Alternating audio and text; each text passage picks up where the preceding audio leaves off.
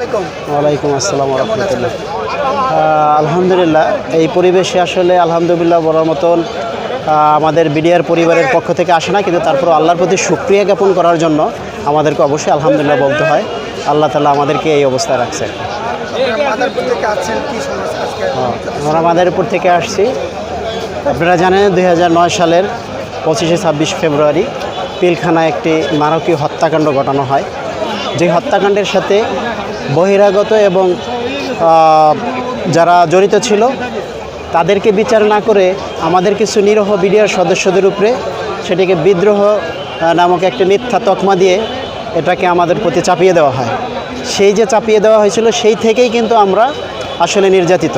কেউ আমরা জেল খাটছি, কেউ আমরা হয়তো বাধ্যতামূলক অবসর আসছি।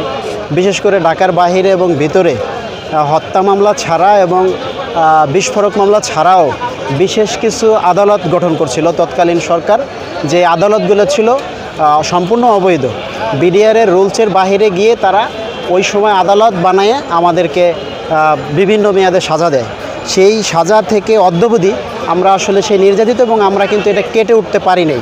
কারণ প্রত্যেকেরই পরিবার আছে, আমাদের পরিবার আছে, আমরা পরিবার পরিজন নিয়ে আমরা এটা পদে পদে বিভিন্ন জায়গায় বিদ্রোহ নামক যে তকমাটা এটা নিয়ে আমরা লাঞ্ছিত, নির্যাতিত। এই হলো আমাদের বর্তমান পরিস্থিতি আর কি। বিডিআর যখন হত্যাকাণ্ড ঘটে তখন আমি রাইফেলস ট্রেনিং সেন্টার অ্যান্ড স্কুলের একজন ফিজিক্যাল প্রশিক্ষক হিসাবে বেসিক উইংয়ে নিয়োজিত ছিলাম, কর্মরত ছিলাম।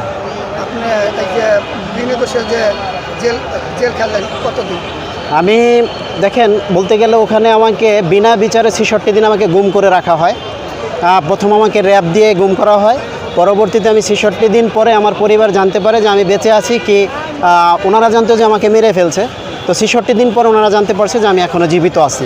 ওই সময়টা আমাকে র্যাব 7+ আমাকে চট্টগ্রাম সেনানিবাসের যে এফআই ইউনিট ওইখানে আমাকে রাখা হয়েছিল, এবং ওখানে আমাকে বুঝে নিত যে একটা গোয়েন্দা শাখা ওইভাবে গুম করে রাখার পরে যে নির্যাতনটা সেটা আমাকে সহ্য করতে হয়েছে।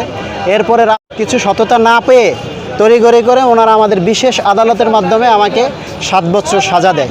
যে 7 বছর সাজা শেষ করতে আমার 7.5 বছর জেল খাটা লাগছে। এখন আপনার কি দাবি? এখন আমাদের দাবি, যেহেতু আমরা এটার সাথে জড়িত না, এদেশের সুশীল সমাজ, রাজনীতিবিদ, ছাত্র সমাজ এবং এই রাষ্ট্রের প্রধান যারা দায়িত্ব আছে সকলেই ব্যাপারটা স্পষ্ট জানে যে অ্যাকচুয়ালি কোনো বিদ্রোহ হয় নাই, বা হত্যাকাণ্ড যেটা হয়েছে এটা সত্য। এবং এই হত্যাকাণ্ডের সাথে কারা জড়িত, আমরা চাই যারা এই হত্যাকাণ্ডের সাথে জড়িত তাদেরকে সঠিক বিচারের আওতায় আনা হোক, সে যেই হোক। আর আমরা যারা এই যে বিডিআর আদার্স ঢাকায়ও যারা এই বিডিআরের মামলায় সাজা হয়েছে, আমি মনে করি প্রত্যেকেই আমরা নিরপরাধ। আমাদের প্রত্যেককেই পূর্ণাঙ্গ সুযোগ সুবিধা সহকারে চাকরিতে পুনর্বহাল করতে হবে, এটা আমাদের দাবি। এই জন্যই অ্যাকচুয়ালি আমাদের এখানে আসা।